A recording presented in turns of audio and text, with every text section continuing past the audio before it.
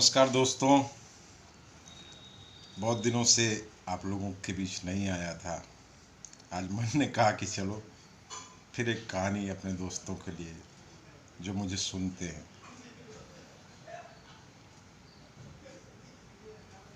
एक बार की बात है, एक बच्ची अपने दोनों हाथ पे एप्पल लेके खड़ी थी। उसे ऐसा देखकर उसकी माँ बहुत मुस्कुरा रही थी। माँ ने बोला, बेटा मुझे एक एप्पल दे दो। माँ का ऐसा बोलना ही था कि तत्काल बच्ची ने एक एप्पल को उठा के मुंह में कुतर लिया, मुंह से कुतर दिया, दांतों से कुतर दिया। माँ उसके पास पहुंचती है एक एप्पल के लिए, तब तक उसने दूसरा एप्पल भी कुतर दिया।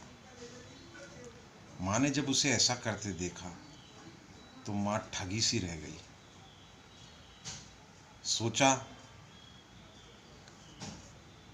कुछ नकारात्मक ही सोचा।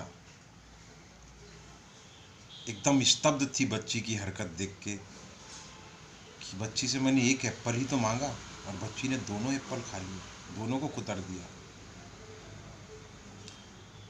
माँ जो मुस्कुरा रही थी, माँ उस माँ के चेहरे से मुस्कान दूर हो चुकी थी।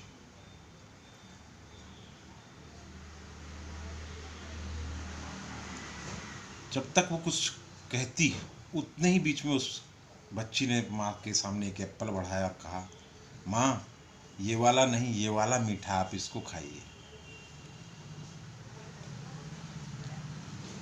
माँ फिर उसकी हरकत देखकर माँ की आंखों में आंसू आ गए कि मैं क्या सोच रही थी बच्ची के लिए और वास्तविकता क्या है।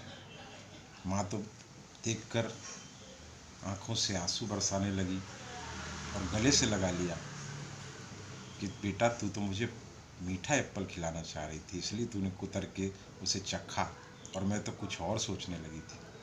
दोस्तों, ऐसे ही हम भी कई बार जीवन में बगैर सारा कुछ जाने निष्कर्ष में पहुंच जाते हैं जो हमारे लिए नुकसानदेह होता है।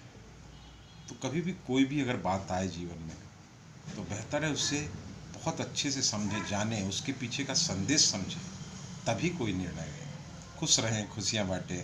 आहा।